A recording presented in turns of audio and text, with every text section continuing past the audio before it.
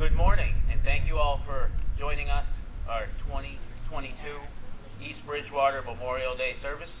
My name is Chris Buckley. I'm the East Bridgewater Veteran Service here in town, and I appreciate everybody coming out to pay their respects for all of our fallen soldiers. Many times, especially with everything we have going on in the world, we mix up 2 days. November 11th and Memorial Day.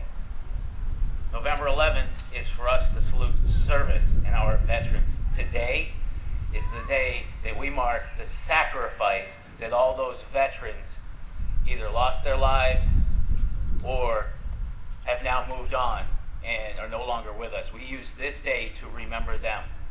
So thank you for coming, and let's salute the colors.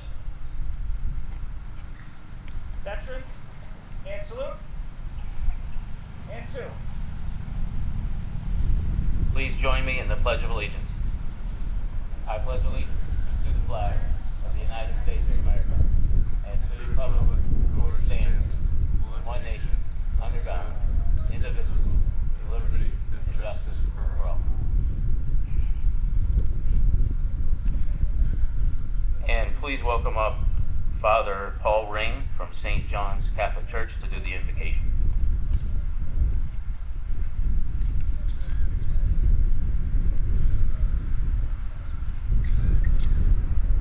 Good morning. Let us pray. Good and gracious Creator, we thank you for the gift and the beauty of this day. We thank you for the gift of life itself. A life which is sacrificed day in and day out by our armed forces, men and women, and many of whom paid the ultimate price in giving their life in service of their country, thus fulfilling the gospel mandate that no greater love hath one than to lay down one's life for one's friends. We honor, we salute, and we remember these brave men and women who paid the ultimate sacrifice. In the wars and conflicts that we engaged in, all gave some, and some gave all.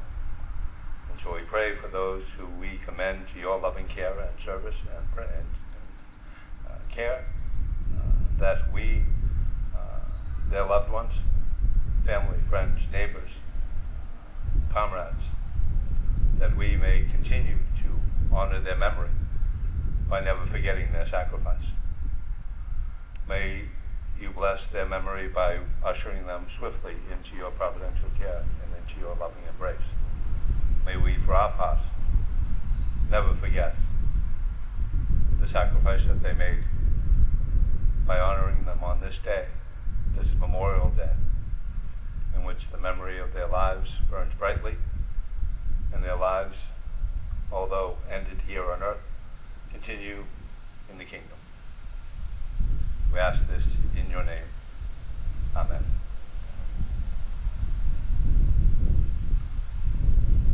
And now I would like to welcome up Chairman of the Board of Selectmen, Peter Spagone, Jr.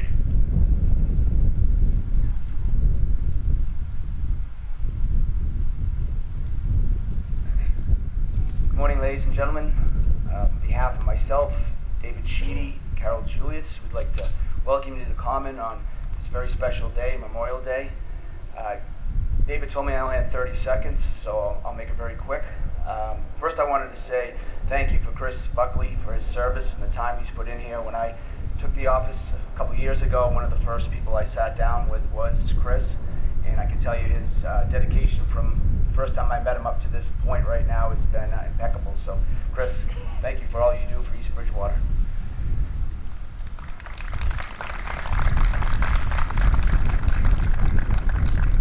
As Chris had said a moment ago, Memorial Day is a time to remember the fallen.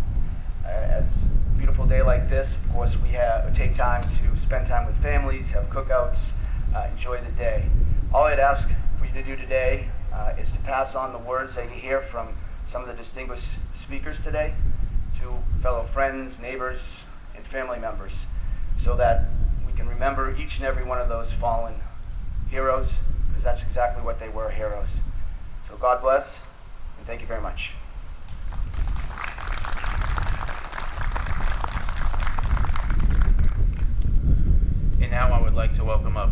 Deirdre Sullivan, EB Commercial Club.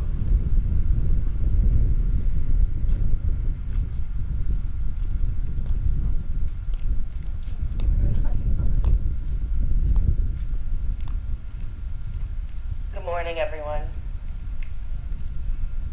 My name is Deirdre Sullivan, and I'm the current recording secretary of the East Bridgewater Commercial Club. Sorry, I'm having an issue with the light. I'm happy to be back representing our club at this annual Memorial Day ceremony. Everything looks beautiful and the weather is far better than it was last year. It is an appropriate tradition that the commercial club is involved here annually, as the club was established in 1942 to provide a place for servicemen on leave to gather and socialize. Since the club was established, members have held fundraisers and given back to the community.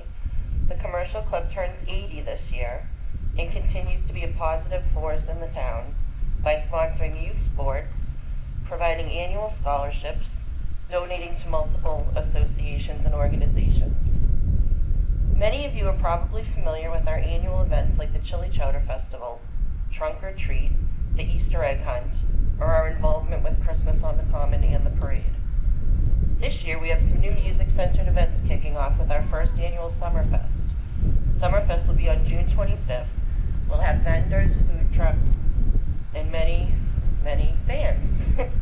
That's the kickoff of our every other Sunday from July to October concert series.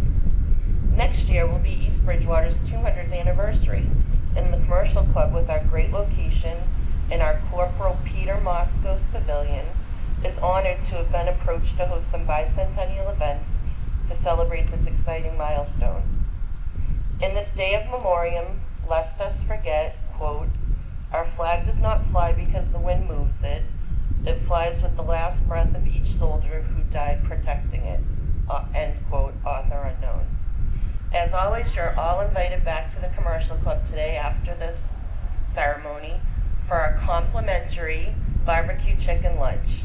Thank you all and have a great day.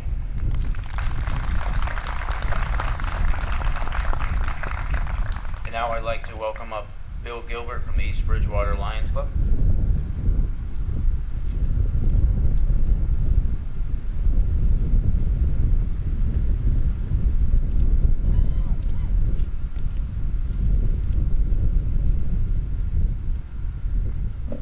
Boy, that chicken barbecue still sounds good. Let me put these on or I'll be here all afternoon. Good morning. I am Past King Lion Bill Gilbert from the East Bridgewater Lions Club. Today is a day of mixed emotions.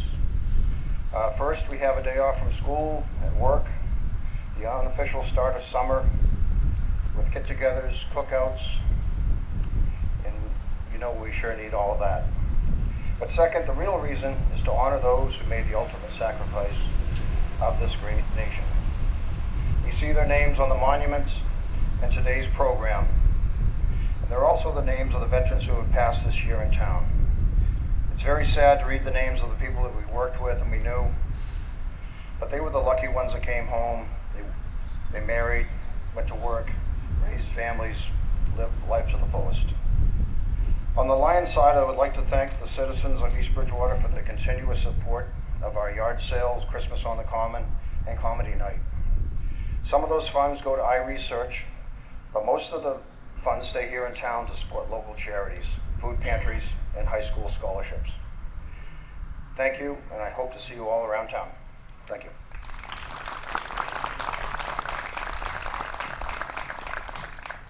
And now I'd like to welcome up Michael Krasanik, Tri-Town Rotary Club.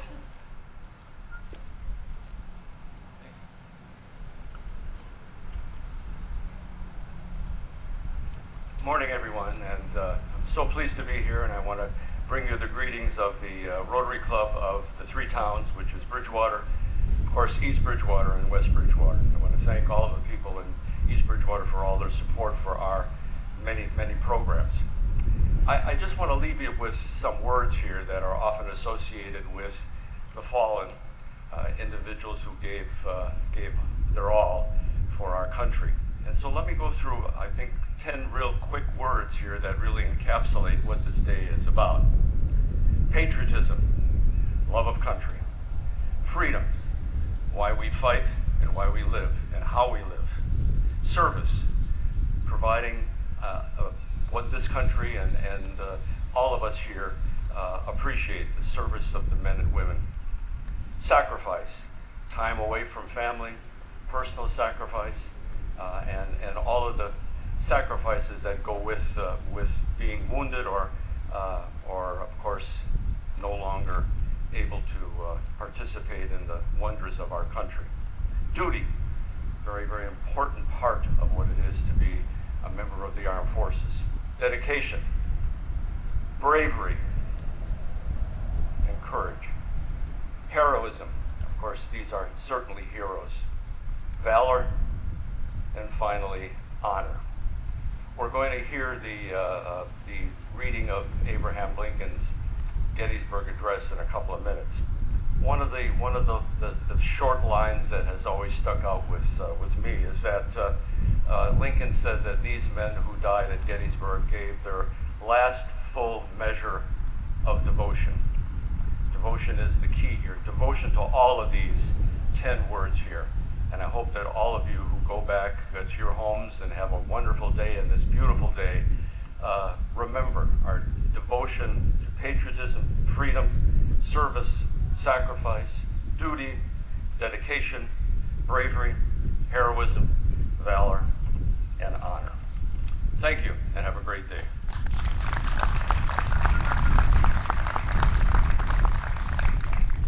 And now, a treat from our East Bridgewater High School concert band with a playing of Battle Hymn of the Republic.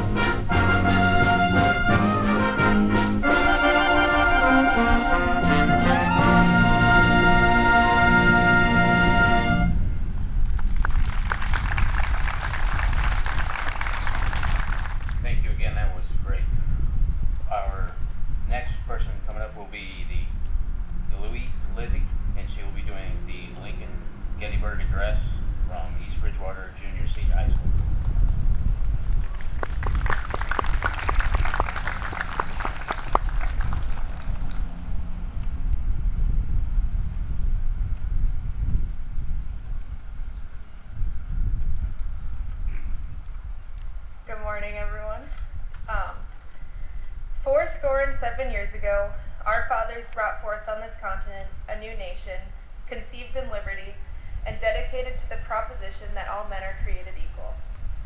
Now we are engaged in a great civil war, testing whether that nation, or any nation so conceived and so dedicated, can long endure. We are met on a great battlefield of that war. We have come to dedicate a portion of that field as a final resting place for those who here gave their lives that that nation might live. It is altogether fitting and proper that we should do this. But, in a larger sense, we cannot dedicate, we cannot consecrate, we cannot hallow this ground. The brave men, living and dead, who struggled here, have consecrated it far above our poor power to add or detract. The world will little note, nor long remember what we say here, but it can never forget what they did here.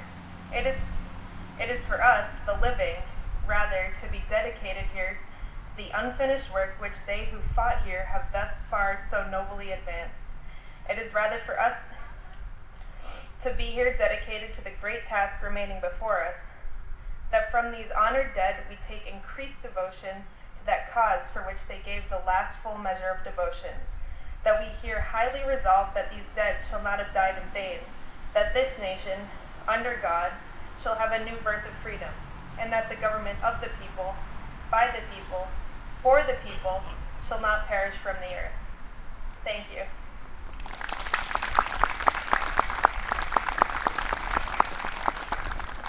Thank you, Louis. Our next presenter will be Connell from the American Legion Post 91. He is also a U.S. Air Force veteran, and also Paul is head of our patriotic committees in town. I just want to let everybody know a lot of the stuff around town wouldn't happen without this guy. Let's give him a round of applause.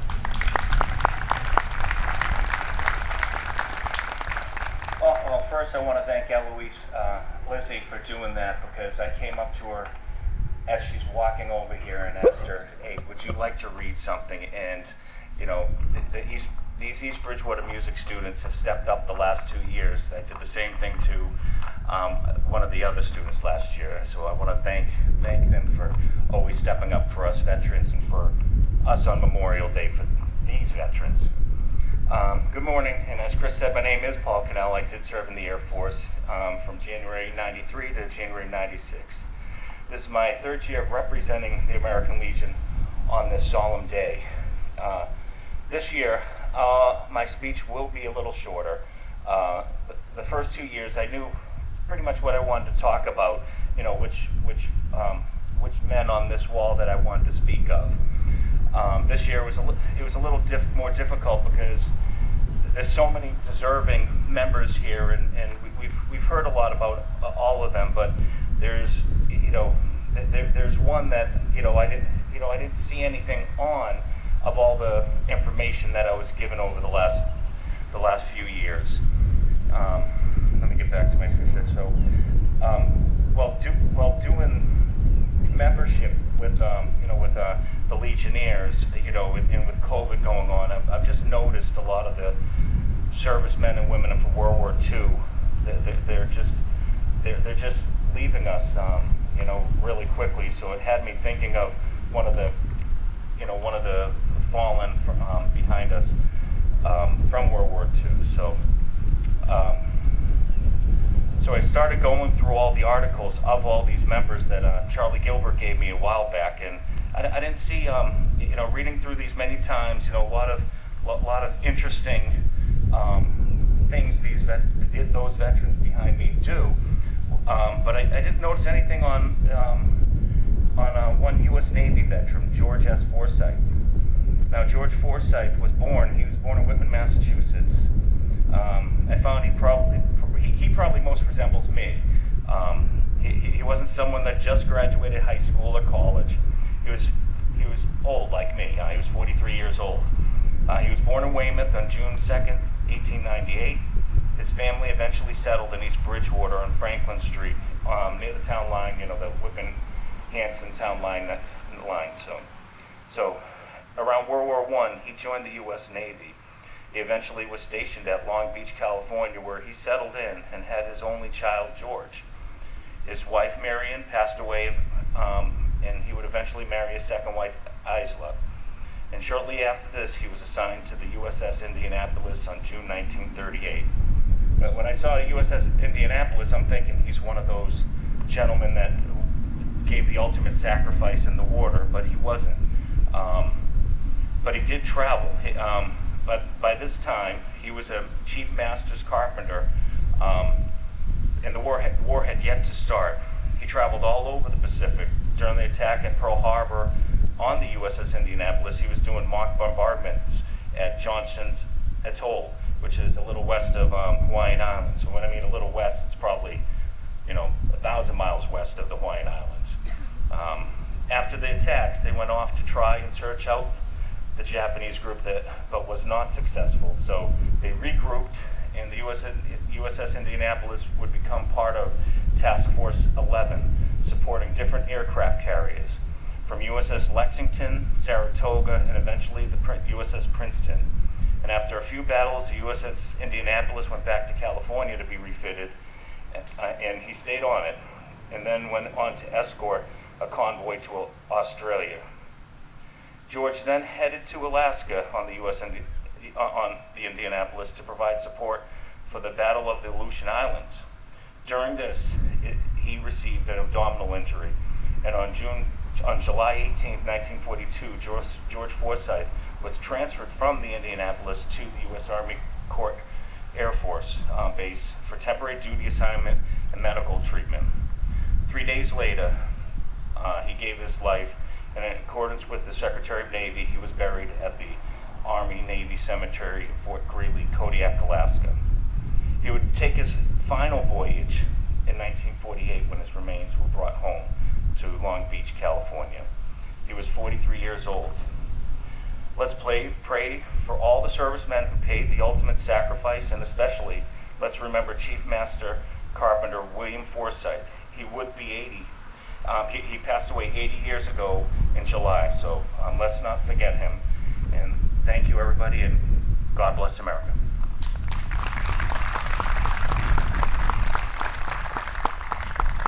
Thank you, Paul. I will now read the proclamation from the State House. Commonwealth of Massachusetts proclamation.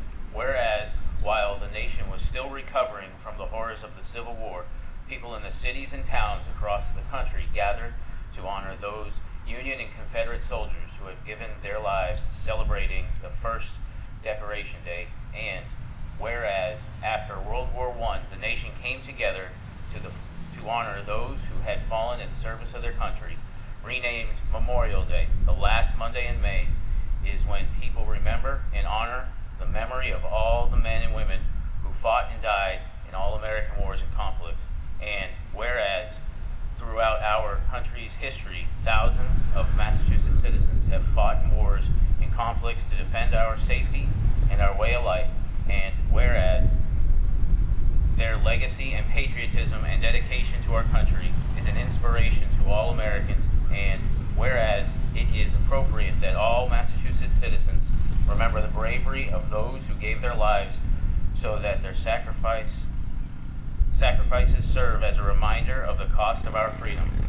Now, therefore, I, Charles D. Baker, Governor of the Commonwealth of Massachusetts, do hereby proclaim May 30th, 2022 to be Memorial Day, and urge all citizens of the Commonwealth to take cognizance of this event and participate fittingly in the observance.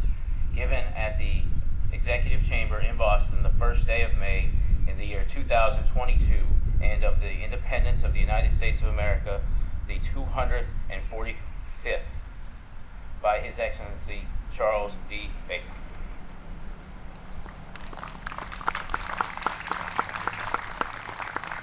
Now we will have a presentation of Freedom is Not Free by Patrick Lynch, U.S. Army retired.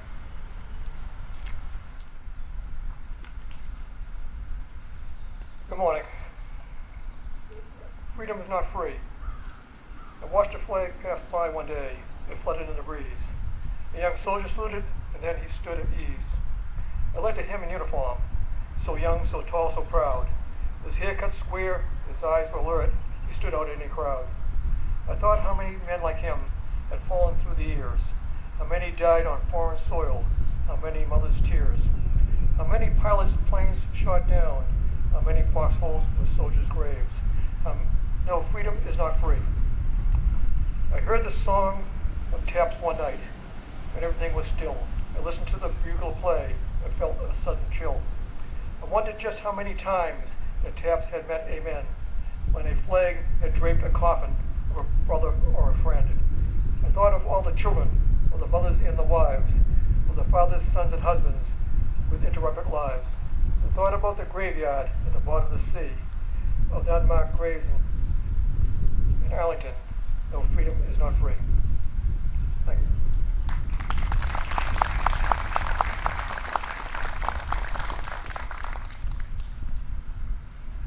We will now have the POW MIA tribute by Edward Sweeney, U.S. Coast Guard.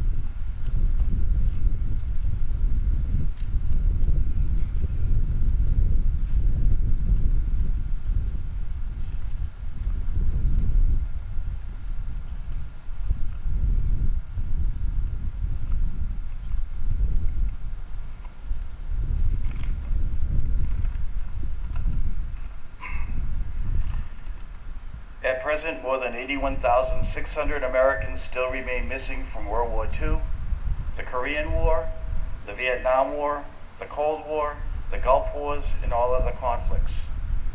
There is an agency in the Defense Department known as the Defense POW MIA Accounting Agency, DPAA, whose sole mission is to recover American military personnel listed as prisoners of war or missing in action due to designated past conflicts in countries around the world. We honor these brave men and women every third Friday in September on National POW MIA Recognition Day. Let us pay a special tribute on this Memorial Day 2022 to all those who have endured captivity for their country, those still missing, and especially the military families who have suffered without proper closure, never to see their loved ones again. As the POW MIA flag states, you are not forgotten. Please stand and join me in a moment of silence.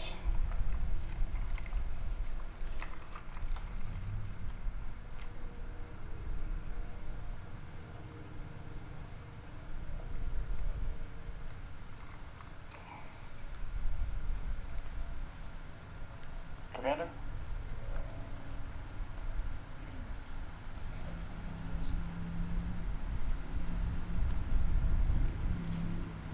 We will now have a wreath-laying ceremony. Charles Gilbert, Patrick Duggan, and Paul Damon Jr.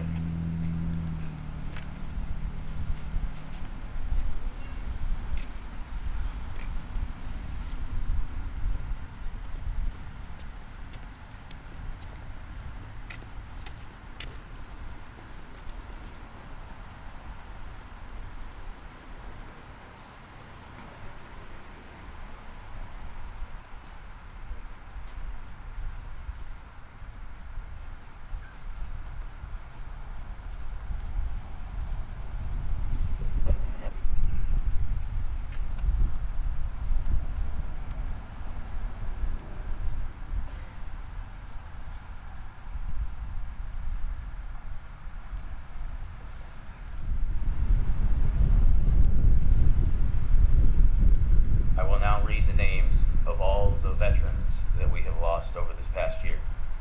Carl T. Bichette, Robert C. Bumpus, Charles Brown, Harold F. Burke Jr., Cristiano J. DeTavo,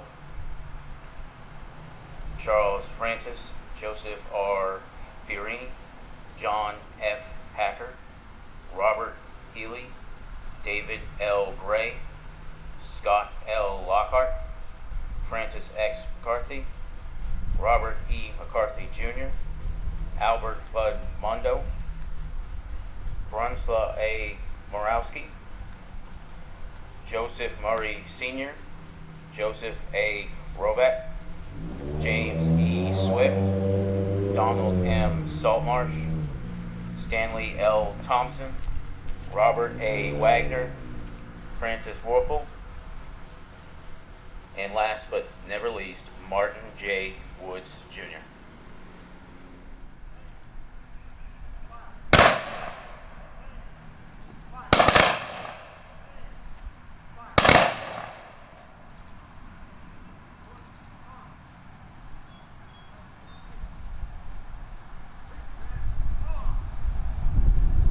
And salute.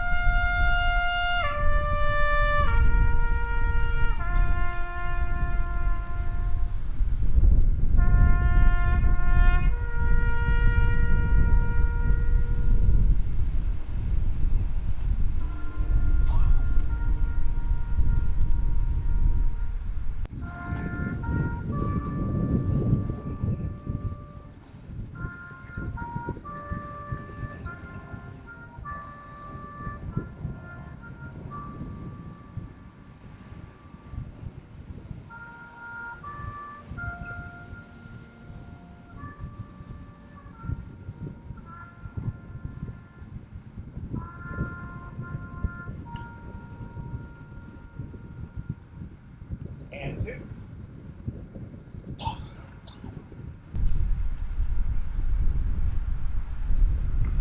Thank you for Faith Jordan and Sophia Talbot for that rendition of Echo Test. We'll now be raising of the flag, Patrick Lynch, Charles Gilbert, and Paul Damon Jr.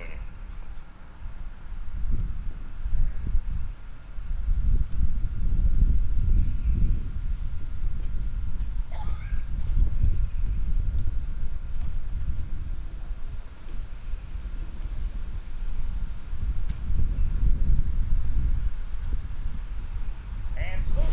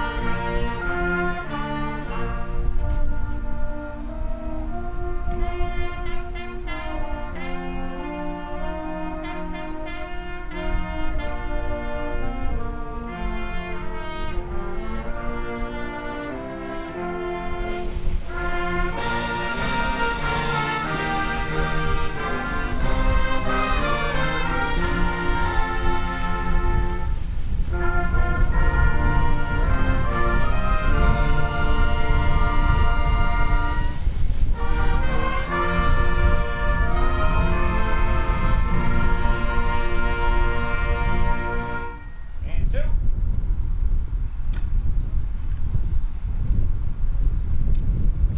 And let's welcome back up Father Paul Ring from St. John's Catholic Church with a benediction.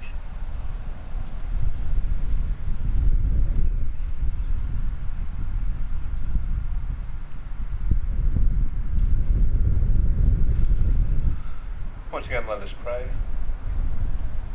Good and gracious Creator,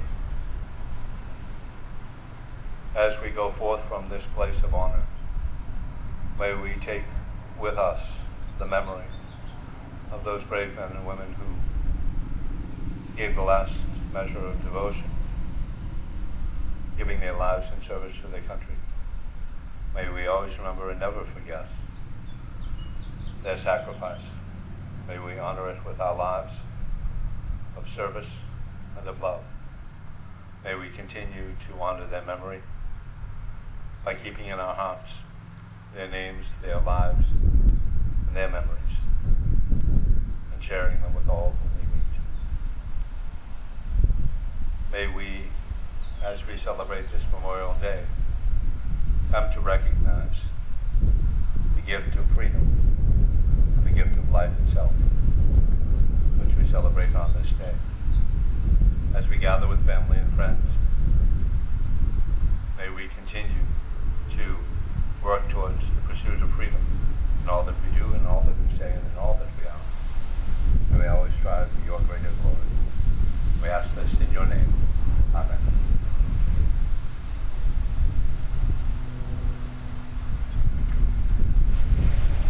Thank you, Father. This concludes our ceremony. Everybody is welcome over at the Commercial Club at noon. Thank you for coming, and please join us next year.